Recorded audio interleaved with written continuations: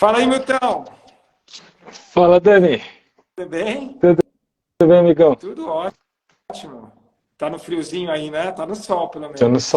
solzinho, aqui nesse horário essa sala ela bate um sol gostoso. É, maravilha. Eu tô aqui hoje tá friozinho aqui onde eu tô, tá friozinho. Você me ouve bem? Super bem, Ótimo. Milton. E, Milton, assim, ó, eu acho que hoje um tema que a gente podia falar, que foi uma coisa que falaram muito aí semana passada comigo, era sobre as divindades. Eu até tô com. Você pegou isso aqui, não foi? Porque nessa última viagem da Índia. Eu comprei isso aqui em 2023, esses cards. Não sei se você pegou eles. Não, não peguei. Não? Não, não peguei não. São muito legais. E aí tem tipo, todas as divindades e tal. Depois eu Aham, posso te mostrar. aham, É muito legal, tem toda uma história atrás, falando dos elementos e tal. sim. Muito legal. Então eu queria, acho que podia falar disso um pouco, dessa visão das divindades para o yoga, a importância disso. A gente acaba no Swastika, a princípio, não dando tanta, pelo menos na minha concepção aí nesses anos que eu estou no yoga, no Swastika a gente acabou deixando um pouco de lado essas divindades, depois começou a surgir e a gente começou a colocar isso de uma forma mais presente. Eu, pontualmente, aprendendo muito com você nesse sentido. Uhum. E eu acho que é uma coisa que a gente podia falar. Legal, podemos sim. Especificamente, que aspecto? Aspecto que você quiser, que você sentir à Tá. vontade. Eu acho que nós somos de uma linhagem shivaísta, então a gente tem Shiva como uma, talvez não, a principal divindade para a gente, mas além de todos os arquétipos que vem de Shiva, né, com todas as suas características, eu acho que tem vários outros aí que surgem, e sei lá, as pessoas, elas têm visões diferentes, né? A minha percepção, pelo menos conversando com Uhum. outros professores de linhagens diferentes, tem percepções diferentes a respeito das divindades. E tem uma influência muito legal nas práticas, pelo menos ao meu ver, na minha Uhum. percepção aqui, colocando a minha percepção. Tá. Então, vamos pensar da seguinte forma. Obviamente, o que eu vou colocar é como eu sinto. Tá? É uma visão muito pessoal. E a gente deve tomar bastante zelo, né, ao falar sobre isso, porque dentro do contexto hindu, é, os devatas, eles são deuses mesmo, no sentido literal, tá Uhum. certo? Que são venerados com fé e com carinho e com responsabilidade. Então, quando a gente toca nesse assunto, é importante frisar que para um hindu devoto é uma questão de fé, tá certo? E não necessariamente o yoga ele está inserido nesse contexto. A pessoa ela pode levar a esse contexto, ou seja, mergulhando no hinduísmo a ponto de vivenciar a experiência de uma forma próxima a que o hindu vivencia. Mas também não necessariamente precisa ser assim, tá? Isso é importante frisar. E outro detalhe que você também deve cuidar ao falar dos devatas é com relação às pessoas que possuem alguma outra fé e que acham que devido à presença dos devatas no hinduísmo, isto obrigatoriamente está dentro do yoga, e ao estar obrigatoriamente dentro do yoga, isto é algo pagão, isto é algo Vai contra aquela vai religião, contra aquela. a religião da pessoa. E isso é comum você ver entre Uhum. evangélicos, entre islâmicos, tá certo? Entre católico praticante, tá certo? Não é comum não, isso é outra fé, outra religião, é outro Deus, não é o meu Deus, né?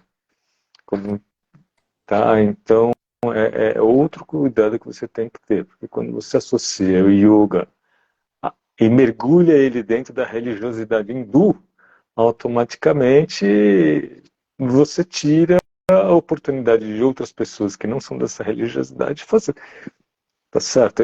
religiosidade é algo de fora muito íntimo, muito pessoal. Tá? E sempre que você puxa isso para dentro do hinduísmo, automaticamente você pode perder algumas pessoas que pensam de outra forma. Perfeito. Talvez por isso, no passado, hoje em dia menos, né?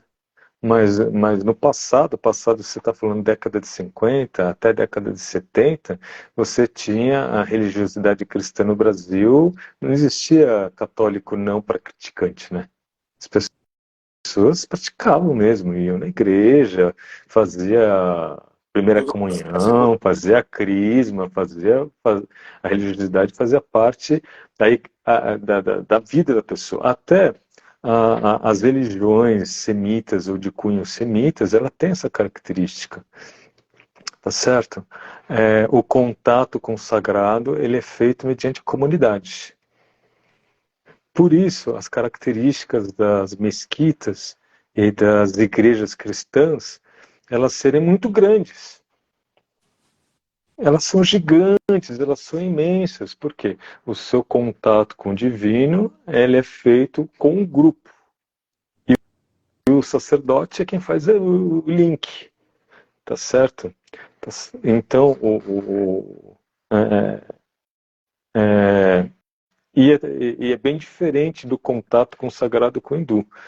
Por isso o templo no hindu é uma caverna, né? Você entra, mal cabe uma pessoa. Uhum. Cabem duas pessoas apertadas, assim, ombro com ombro. Tá certo? Quem esteve em Khajuraho viu, né? Que você entrava ali, entrava com um grupo de 5, já ficavam se cotovelando, né? Você ia fazer o Pradakshina ao redor do Garbhagriha do templo, um atrás do outro, é uma filinha, tá certo? Por quê? Porque o contato com o sagrado é feito entre a visão, ou darshana, do devoto com a divindade. Tá?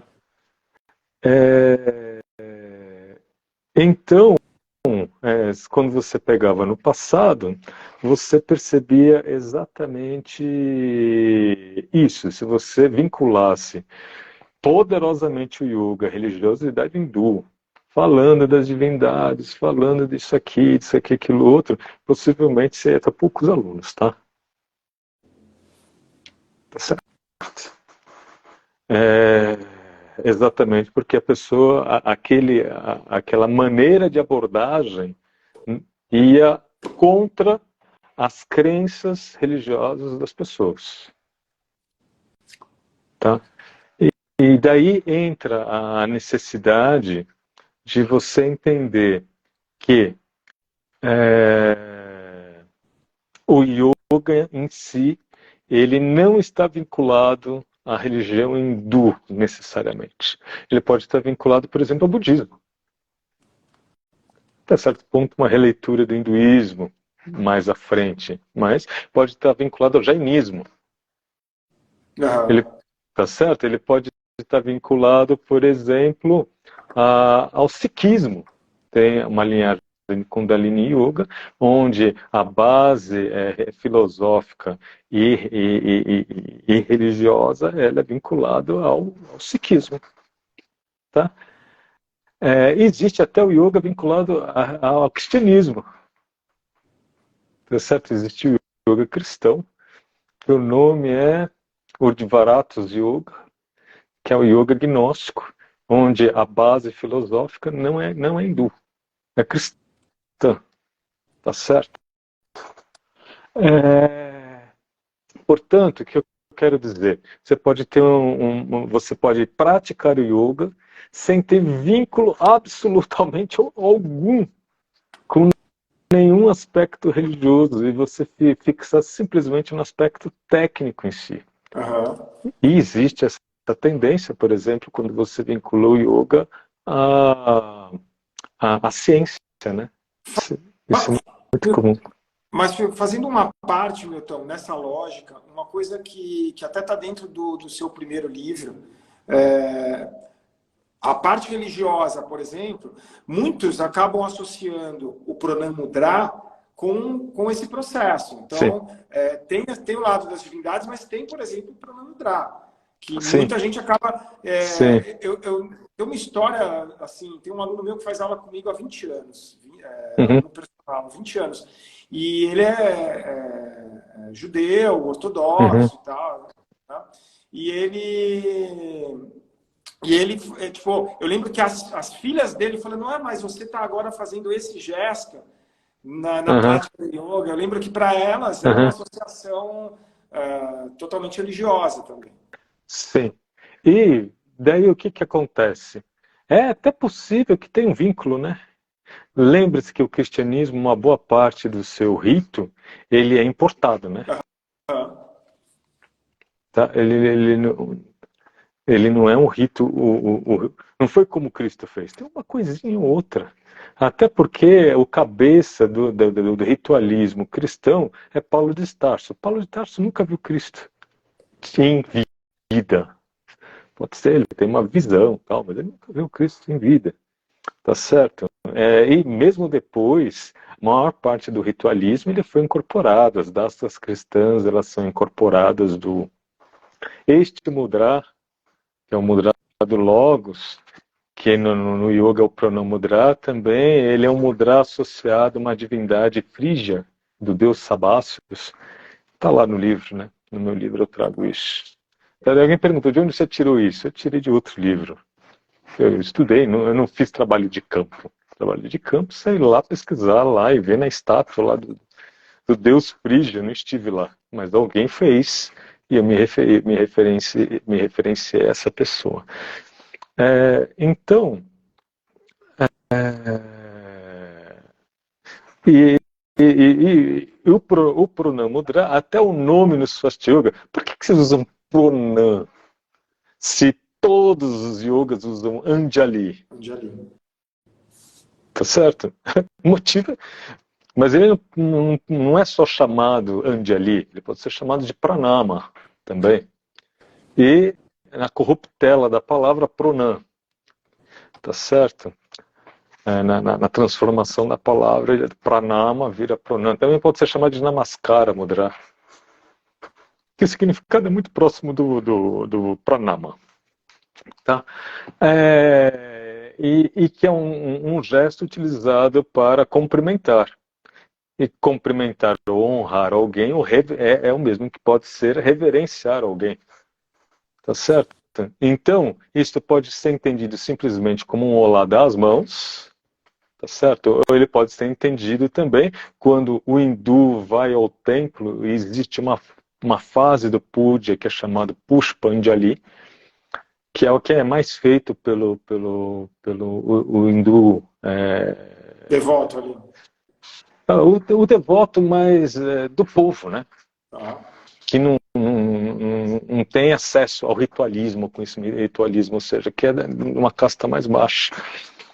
Ele vai com a flor nas mãos, atira a flor e faz a mão em Pranamudra. Isso faz parte do metim. Então, isso pode ser entendido como uma oração, como um sentido religioso. Muitas vezes, durante a execução de arte, também as mãos estão em Pranamudra. Agora, se você entende isso nesse contexto, e daí você pega isso daí, traz para o Ocidente, e na religiosidade cristã, esse gesto já é usado justamente durante a oração, e daí você ainda fala Anjali Mudra, ponto. Já cai com boi embaixo, né? Com, com um ferro em brasa, né? De que é religião você está rezando. Tá certo? Uhum. Daí você precisa entender, por isso, no Swastika Yoga, a gente não usa a palavra Anjali, que é para não associar anjo, Anjali, nem quer dizer isso. Tá? Em sânscrito, Anjali nem quer dizer anjo, mas quem ouve, né? Seja de língua inglesa, angel, seja de língua italiana, seja de língua portuguesa, é a mesma palavra, né?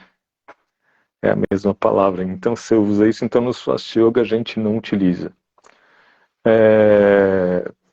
Até para desvincular, até a forma de executar, a gente evita durante a execução do Pranamudra colocar as mãos numa atitude que seria uma atitude subserviente, uma Mais atitude alto. de oração. Então põe a mão no peito, abre o peito, estica o peito, exatamente para quebrar tentar quebrar, né? Agora, o gesto em si, o que ele tem de especial? O que ele tem de especial é que as mãos estão ali, ó, vazias. Ou seja, você não tem nenhuma arma escondida, você não tem uma faca escondida, você está com as mãos à mostra. Tá? As mãos são as mesmas mãos que acariciam, são as mesmas mãos que matam. Tá certo? Então, se a mão está à mostra, está ali. É um gesto de boa vontade, né? Mais do que isso, se é um gesto de boa vontade, no qual você mostra que está desarmado. E a gente pode ir um pouquinho mais além, porque se você entende o mecanismo energético do mudra, ele liga duas polaridades. Se ele liga duas polaridades, ele cria um fluxo de energia. E esse fluxo de energia ele passa na altura do coração. Ao passar na altura do coração, nos põe em contato com a presença, com a chispa do absoluto que habita no coração.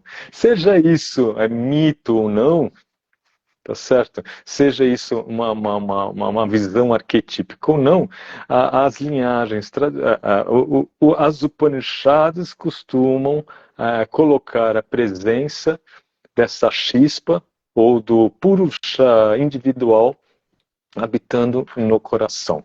Até porque faz mais lógica, né? Você tem 3 chakras para baixo, 3 chakras para cima, ele está no meio, Aham. tá certo? Ele está no meio. Também porque no passado se acreditava que o coração era o centro da alma, porque era o centro das emoções, e não o cérebro. Porque quando você sentia aqui, né? No peito. Então, tudo isso junto, ao colocar as mãos em Pranamudra, põe você em contato com o íntimo de você, com aquela parte mais pura, com a chama daquela vela que representa a presença do absoluto dentro de você. Logo, as mãos em Pranamudra, ao cumprimentar ou ao fazer o puja, você está, na realidade, percebendo que aquele que está fora é aquele que está dentro. Tá? Então, você vê que eu fui descascando o simbolismo do mudra, né? A gente Uhum. foi descascando o simbolismo mudra, daí você entende da importância dele e até talvez seja diretamente pela via histórica, ou seja, simplesmente pela próprio atributo do gesto, o porquê que ele é utilizado em tantas religiões como um gesto de conexão com o sagrado. Tá? Então, quando você fala nos devatas, é importante você ter essa percepção de que, ao utilizá-los, você deve utilizar com esses cuidados. Tá? Para o Milton, o que é? Daí eu costumo voltar exatamente para aquilo que eu costumo contar sobre de onde vem o yoga. E eu falo, o yoga nasce do sonhar. Quando o homem primitivo sonhava lá no Paleolítico, estou falando de 100 mil anos, talvez até mais, e quando ele sentava ao redor do fogo, quando a linguagem passou utilizada, e ele passou a contar que durante a noite, quando ele dormia, ele sonhava, e o sonhar, ele é uma vantagem uma vantagem de espécie, né? Uma Do ser vantagem humano. biológica, não do ser humano, uma vantagem biológica. Seu cachorro sonha, né? Você já viu ele Já, deitado, tremendo, ele corre, ele late, sim. tá? Existem, por exemplo, os golfinhos, metade do cérebro dorme e sonha, outra metade está acordado. Algumas aves fazem isso também durante o voo. Tá? Então, o ato de sonhar é uma vantagem biológica. Por quê? Porque o sonhar ele se transforma num simulacro da realidade, onde você pode passar experiências sem colocar em risco a sua integridade. E ao passar por essas experiências no sonho, mesmo que essas experiências sejam as mais loucas possíveis, você simula a realidade. E com isso você pode treinar para que quando você estiver naquela situação, você consiga executar passar por aquela situação de uma maneira coerente. Então, naquele momento que o pessoal começa a contar os seus sonhos, o que se percebeu é que tinha algumas pessoas que, quando sonhavam, elas elas tinham premonições, ou elas tinham grandes sonhos, sonhos que permitiam que a tribo fosse resguardada, que o clã fosse resguardado, tá certo? Que a integridade física daquela pessoa fosse resguardada. Então ela tinha uma capacidade de sonhar, e esse sonhar não era simplesmente o mundo de uma imaginação, mas era algo que se concretizaria. E além do mais, durante o sonhar, você percebe que algumas pessoas sonhavam com os entes que morreram. E com seres que vinham e alertavam ele de acontecimentos futuros. São sonhos premonitórios. Então, o sonhar era um acesso para o mundo daquilo que não é físico. Portanto, para o mundo da essência, ou para o mundo do espírito. E percebeu-se que existiam técnicas que faziam com que essas pessoas, ou ferramentas que faziam com que essas pessoas pudessem sonhar melhor. E pudessem entrar nesse estado, independentemente de estar dormindo.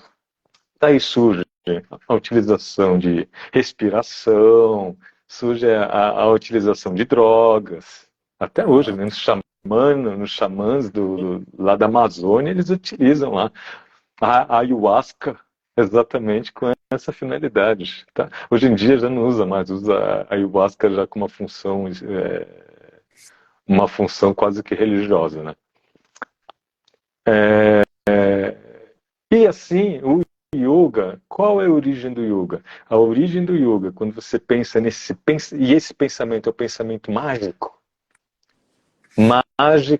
e arcaico, na qual a sua visão da realidade era uma visão daquilo que você está experienciando, o sol, então o sol é a luz que nos dá vida, a luz que nos protege dos seres, e o fogo, quando se descobriu o fogo e o sol são iguais porque ele nos protege, nos dá calor, ilumina, permite que a gente enxergue no escuro. Então nesse mundo mágico que o conhecimento de estados expandidos de consciência, e a gente está falando aqui justamente de mais ou menos entre 4.000 a 2.000 a.C., 2.000 a.C., seja em qualquer civilização, seja na civilização védica ou não, surge uma série de ritos a fim de propiciar esses estados mágicos de consciência. E dentro do hinduísmo, esse estado de consciência, já dentro dos Vedas, eles passam, dentro do próprio Rig Veda, ele é chamado de Dhri, que veio dar futuramente o nome Dhyana, ou que é a técnica de meditação como a gente conhece. Então, por vindo desse mundo mágico, o yoga vem se transformando e segue um caminho totalmente diferente daquele caminho que é o caminho xamânico. Porque enquanto o caminho xamânico ele continua no mundo dos sonhos e com certas características que o classificam e o que o define, o yoga ele seguia um outro caminho. Tá? E nesse caminho você tem uma passagem da consciência humana, que ela passa da consciência mágico-arcático para a consciência mitológica. Ou seja, quando esse pensamento arcaico ele carimba o inconsciente do ser humano, se transformando num arquétipo, e no inconsciente humano, especificamente no inconsciente coletivo, imediatamente você tem o início da forja dos mitos. Porque o mito e as divindades, elas nada mais são do que uma expressão do seu próprio inconsciente. Então, seu próprio inconsciente, ele se projeta em algo que lhe dá explicações sobre a realidade, que é uma explicação que faz muita coerência, tá certo? Psiquicamente. É o que eu, É nesse é o que eu ia contexto te, é o que... que eu ia te falar, porque assim, Uhum. o que você está citando para algumas pessoas, isso pode gerar, tipo, mas tipo, é uma viagem, mas acaba tendo uma coerência gigantesca Sim, quando a gente sim, começa a vivenciar, seja a prática, né, sim, a correlação com os mitos e etc. sim. Então, é justamente nesse contexto que as divindades elas começam a ser catalogadas, porque elas são o quê? Elas passam a ser símbolos do seu próprio inconsciente, que lhe dão explicações sobre a realidade que não é uma explicação pela via da razão, mas pela via do coração, tá certo? Pela via da emoção. Tá certo? Por isso que normalmente esses mitos, esses deuses, eles falam a respeito da história e do pensamento daquele grupo social. Então vamos dar um outro exemplo. Quando você fala da cultura judaico-cristã, é a mesma cultura, que é a cultura, por incrível que pareça, né? É uma cultura muito próxima da cultura ariana, né? Por incrível que pareça. Mas o que você tem o quê? O que você tem as planícies, tá certo? E acima você tem o céu. E os deuses estão aqui na Terra? Você não está aqui na Terra, está no céu. E daí você tem a divisão do universo em três espaços, né? É o Burbo Vassoa, ou seja, a Terra física, o espaço etéreo e os deuses que vivem no céu. E no caso do cristianismo, e no caso do judaísmo, onde está Deus? No céu. Não está na Terra. Tá certo? Uhum. E daí, por exemplo, quando você pega dentro da cultura hindu, você tem a utilização do fogo. O fogo, você põe alguma coisa no fogo, ao pôr no fogo, o fogo devora, se transforma em fumaça. Ou seja, ele faz uma alquimia, né? De transformação daquele elemento que você pôs e que sobe para onde? Para os deuses. Por isso, o fogo é mensageiro dos deuses. Então, você percebe que você tem aí, nesse momento, a criação de todos esses símbolos, de todos esses arquétipos, e que passam a mexer com você. Então, quando você está numa prática e você utiliza um Devatar, Durga, ou Kali, ou Shiva, Rudra e por aí ou vai. Rudra, ou seja, ele demonstra um aspecto do universo e que nada mais é que um aspecto seu, da sua integralidade.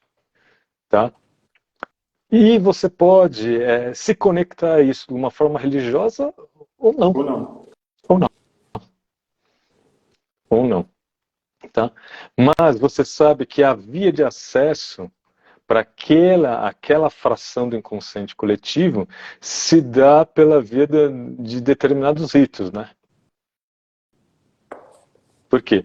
Porque qual é a função do rito? A função do rito é quebrar o consciente, é despersonificar. A hora que você faz o rito, normalmente os ritos eles têm um excesso de zelo, de detalhe, de coisas milimétricas, a fim de que você esteja tão concentrado que você tira o consciente de jogo e o inconsciente ele fica pleno ali. Tá certo? E é justamente a exteriorização desse inconsciente que faz essa conexão. Por isso, por exemplo, quando você está numa aula, você utiliza um texto, né? No qual você vai falando sobre as coisas daquele mito tal, e aquilo vai emocionando a pessoa. No que vai emocionando a pessoa, o arquétipo está sendo constelado. Tá? Daí você põe a mão, aquela mão é de Shiva, a mão de Shiva tal, não sei o que, e tudo aqui, mais a música que você está usando, então tudo aquilo está fazendo com que algo ocorra. E que não tem a mínima lógica. Então é muito comum, durante a execução de uma determinada técnica, muito comum tanto no mudra quanto no puja, às vezes no mantra, a pessoa se emocionar, né? Se emociona, começa a chorar às vezes. Não que ela está triste, mas simplesmente ou ela tem uma experiência emocional de algum tipo, é Gera, porque gera, você tá... conexões de algum tipo que vão mexer com sim, ela. Seja uma sim, conexão por pensamento, seja uma conexão por atitude. sim. Ou seja, você apertou os botões certos Aham. para que isso que acontecesse. E o que que você quer? Você quer que aconteça isso. Tá certo? E como muitos desses mitos, eles têm personalidade, e muitas dessas personalidades são personalidades humanas mesmo. Então ele fala para você. Então, quando você vai na Umbanda e você é filho de Oxóssi, ou de Iemanjá, ou de Oxalá, é porque você e ele, vocês têm algo em comum, né? E vocês entenderam que o raciocínio, seja de Oxalá para Brahma, ou de é, é, Ganesha para São Pedro, é só uma questão de qual cultura que ele está inserida, porque o símbolo arquetípico ele tem muitas coisas em comum. Uhum. Perfeito?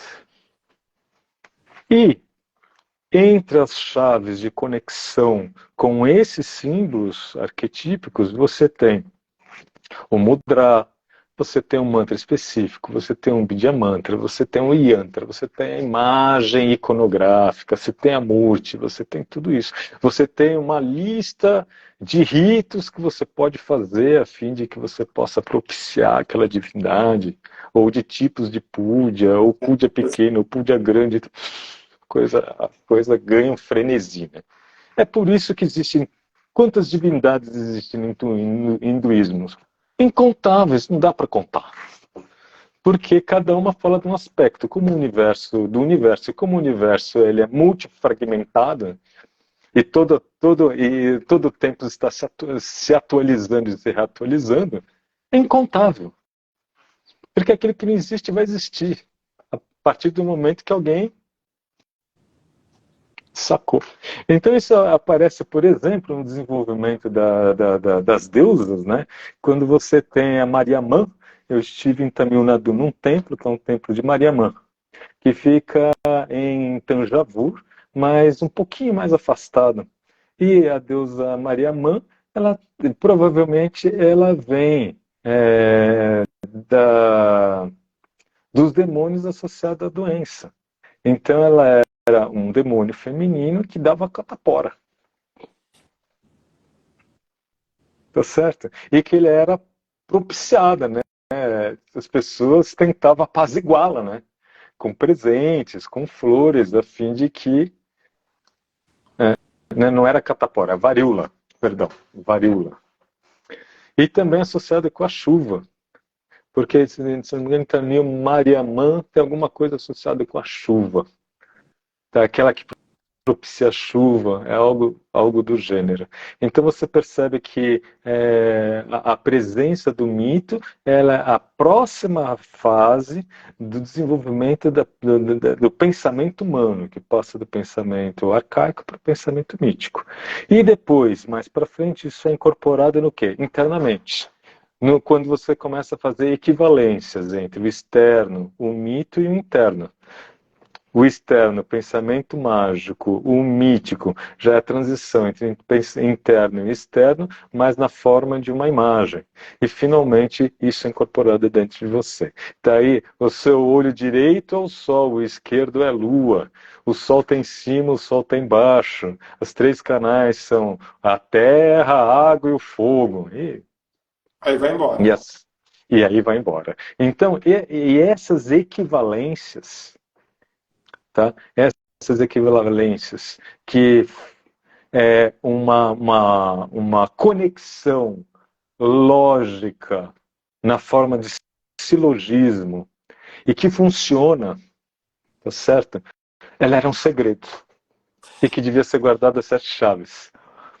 Tem, Por quê? Porque não era para todo mundo saber. tem um livro que eu comecei a ler, deixa eu pegar ele aqui. Ó. Esse aqui você já viu? Sete Segredos. Não, É muito esse legal. eu não conheço. É muito Sim, legal. esse eu não E conheço. está falando, E tá falando sobre isso. O início dele, pelo menos, está falando sobre isso. Sim. E justamente esse segredo era o quê? Isso são as Upanishads. É justamente essas equivalências internas, normalmente associadas à palavra, e a palavra ela tem um poder criativo, tá certo? E as Upanishads elas servem para quê? Para fazer essas equivalências. Perfeito? Milton, me veio agora aqui na cabeça que me fugiu o nome, e eu adorei quando a gente estava lá na Índia ano passado, e você deu toda a explicação, que era uma coisa que eu não tinha percebido da outra vez, e eu notei muito mais até no sul do que a gente, pela primeira vez, a gente teve no sul da Índia, e, e ele era aquela explicação, porque você tem os templos ali, ou aquelas casas de devoção na Índia, Uhum. e tinham as casas menores, que é uma coisa mais local, uma coisa mais daquele bairro, daquele distrito. Sim. Sim, os deuses eles têm escopo. Você tem os grandes deuses, Brahma, Vishnu, Shiva, e você tem, que isso é para todo mundo, e você tem os deuses da vila. Então, Isso. a vila ela tem o deus da vila, tá certo? Então, né, o hindu, ele não só ele tem as festividades, que são as festividades dos grandes deuses, mas ele tem a festividade daquele deus da vila. Que é o quê? Que é uma representação, normalmente associada a algum dos três grandes deuses, mas como uma representação deles. Tá? Ou seja, é como se fosse, você tem um tribunal de pequenas causas. E tem mais, você não só tem o deus da vila, isso tem um nome, mas que eu não me recordo, um nome sânscrito, Tentei lembrar agora, mas eu também não lembro. Eu lembro que você eu não me falou. recordo. E também tem o da família, que é chamado de Kula Devata, que é a divindade familiar. Perfeito. Perfeito? E você tem isso dividido nesses 3 graus. Tá? Nesses 3 graus. Normalmente, uma boa parte desses deuses familiares, eles estavam associados a fenômenos agrícolas, né? Porque eram das vilas, né? Vilas normalmente agrícolas. E em Tamil Nadu é incrível, né? Desse ponto de vista sociocultural, né? Ou, como eu posso dizer,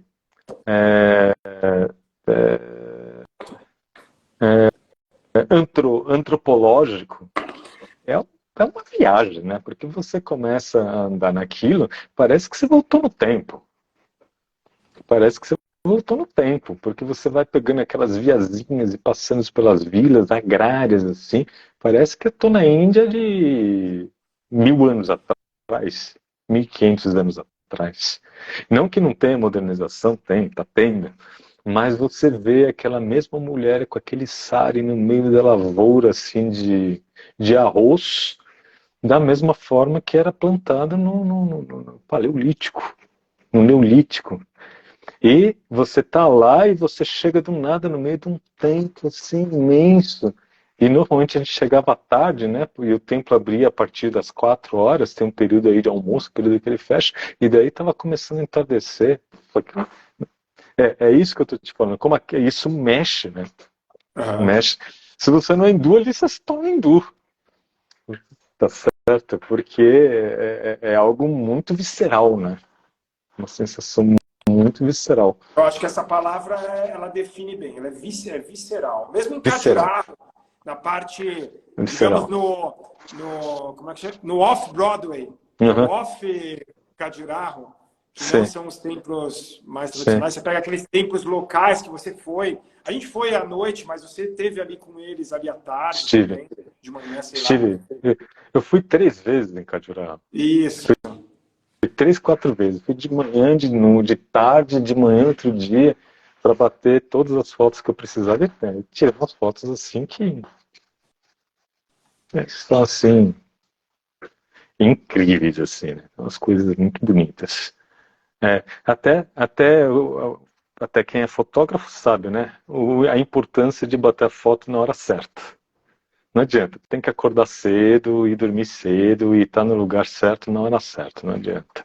Senão a foto, por mais que você edite depois, mas você ter a luz certa para bater a foto certa no lugar. E Cadiuraho tem isso. E conforme você vai ajudando as pessoas a conhecendo, vão surgindo convites, né? Para ir num casamento aqui, para ir conhecer não sei o que lá, para ficar, né, hospedado na casa de um amigo colar. Eu tenho vários, assim, tenho várias pessoas que eu conheci que se tornaram amigas, assim, Aham. e que até ajudei recentemente. Às vezes a pessoa lá é assim, né? A pessoa passa por um aperto, fala, pelo amor de Deus, me ajuda aqui. A gente ajuda, paciência. É isso. A gente ajuda dentro do possível. Tá? Então, quando você é para você ter medo de usar esses símbolos? Não, não é. Você deve usar. Quanto mais avançada a turma, melhor. Mas é sempre importante você bater um papo, né, com o aluno, explicar o que você está usando daquela forma, O porquê utilizando que uma você está série de usando, símbolos. qual Mas a por que lógica? você está usando-lo? O que você pensa exatamente a respeito daquilo? Tá certo? Aquilo está no contexto religioso em si? Não necessariamente. Por exemplo, é, até mesmo o que você entende por religião, né? Se você pega um cientista da religião, se ele perceber que existe um vínculo entre o indivíduo e o sagrado, para ele já é religião. Se você pega o contexto da palavra religione, não, religione é institucionalização do sagrado, tá? Mas vai depender de como você entende essa palavra também. No cientista da religião, muitas vezes não é dessa forma. Eu já vi mais de um se referir.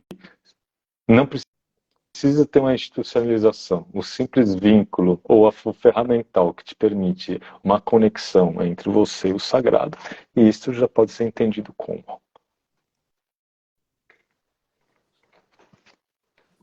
Tudo bem. Não é como eu penso. Não é como eu penso. Eu acho que esse ponto que você colocou para mim é muito importante. A gente até é uma lógica da forma como eu penso da gente mostrar para os alunos como a gente pensa, porque são muitas formas diferentes de você enxergar a mesma coisa, são muitos prismas diferentes sobre o mesmo aspecto. Né? Sim, sobre o mesmo aspecto. E eu gosto de usar porque funciona melhor. Se Uhum. você pega a ferramenta nua e crua, sem utilizar nenhum tipo de símbolo, nenhum tipo de blim blim blim, entendeu? De ferramental, ela funciona? Funciona, mas não tem a mesma força.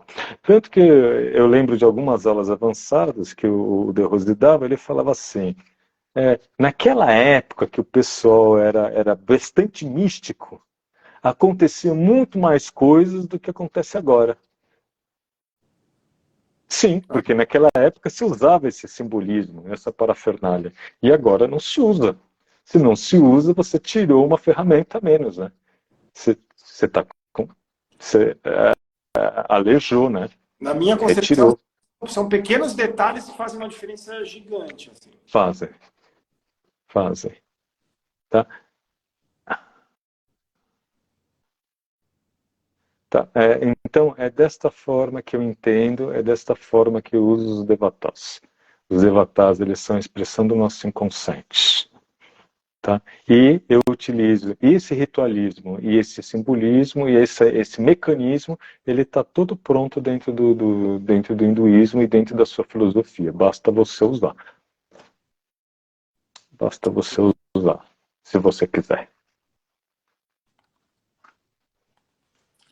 Perfeito, Milton. Acho que esse era um assunto que, não sei se é algo que eu estou lendo, alguns alunos me perguntaram, Uhum. a gente usa nas aulas aqui falando sobre as divindades, sobre os mitos e tal. Sim, Querendo ou não, tem aí, né, como você falou, tem muitas técnicas que estão associadas. Você pega mantras, sim, você pega puja, você pega sim, mudras. sim. Então, por exemplo, tem um mantra que eu costumo usar, que ele é assim, Om Namah Shivaya, Shubham Shubham, Kuru Kuru, Shivaya Namah Om. Algumas pessoas já ouviram vocalizar esse mantra em aula. De onde que ele vem? Pois é, ele vem do Shiva Purana. Ele aparece pela primeira vez no Shiva Purana, num trecho chamado Yuddha Kanda, ou seja, Kanda, o capítulo da guerra, Yuddha, da guerra. Quais as guerras? As guerras de Shiva. Contra quê? Contra os demônios. Então, quando Shiva destrói as três cidades, o que acontece?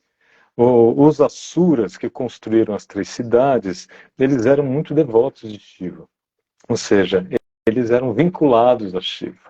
E eles não. E por isso Shiva não queria destruí-los. O único que teria força e poder para fazer isso era Shiva.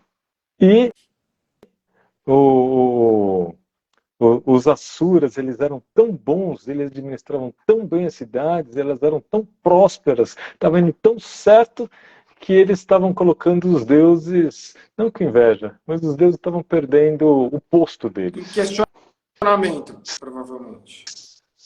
Não só em questionamento, mas principalmente com relação à força propiciadora, né? E daí o que aconteceu? Para que eles retomassem o seu status, eles precisavam que as três cidades fossem destruídas. E daí eles bolam todo um estratagema, né, que fazem com que as três cidades deixem de ser devotos de Shiva, e Shiva vai lá e destrói as três cidades. Mas Shiva, mesmo assim, ele não ia. E para invocar Shiva, a fim de que ele fizesse o trabalho que os deuses precisavam, eles reverenciam Shiva utilizando esse mantra. Om Namah Shivaya Shubham Shubham Kuru Kuru Shivaya Namah Om. Tá? Então é nesse momento, nesse trecho do Yuddha Kanda, do Shiva Purana, que esse mantra é vocalizado. Então, se você não estudou, você não sabe. Se você não sabe isso, você não sabe para que serve o mantra. Uhum. Ele vai ter um efeito do mantra, mas não necessariamente Nesse quesito. Perfeito. Perfeito? Por isso é importante você conhecer a mitologia. Até porque a mitologia em si, ela vai descrever os efeitos da constelação daquele arquétipo, porque ele vai te propiciar. Então, se você pega a deusa Sarasvati, que é a deusa associada à sabedoria, erudição, às artes, literatura, poesia, música, inteligência, e você utiliza ela como símbolo de meditação, ela vai, ao ser constelada no seu inconsciente, ela vai propiciar o seu mindset para isso. Essa daí, ela mesma. Ela vai propiciar o seu mindset para isso. Ou seja, vão acontecer pequenas modificações no funcionamento do seu cérebro que vai te deixar mais atento para as coisas associadas a isso. Se você, e o Bidya Mantra é o Aim, uma das ferramentas para fazer isso é o mantra, é o Bidya dela. Outra é o mantra com nome, né? Om Maya Sarasvati Swaha. Om Maya Sarasvati Swaha. Seria outra forma. Outra forma é a Murti, o símbolo que você mostrou. Outra forma seria o Yantra. Você pode juntar os três e conectar os três. E isso vai fazer o quê? Batendo nisso, utilizando o mesmo símbolo, isso vai modificar a maneira que seu cérebro funciona, seu inconsciente funciona, a fim de que você torne-se uma pessoa naturalmente voltada à arte, à cultura, à sabedoria, à inteligência, assim vai. Até uma brincadeira muito comum, um minutinho, Borges, uma brincadeira muito comum que se faz na Índia é dizer que é difícil a pessoa que consegue as bênçãos de Lakshmi Sarasvati. Porque normalmente, quando elas são muito invejosas uma com a outra. Quando você consegue as bênçãos da inteligência, você não tem riqueza. Quando você consegue riqueza, você não tem sabedoria. Então, é uma brincadeira, mas que deixa claro o como, ao propiciar um determinado arquétipo, você vai estar propenso a mais a uma coisa, a um tipo de visão de mundo do que outro. Só uma curiosidade, você falou Murti, é isso daqui? Mohini Murti? Ou não tem nada a ver? Não, Murti é a imagem. Tá. Por exemplo, a estátua é uma Murti. A estátua de Shiva, a estátua de Durga, aquilo é uma Murti. Tá. É a imagem. A forma do Devata, né? Então, quando você estuda, por exemplo, a mitologia dele, você vai saber, quando você propiciar, o que vai acontecer.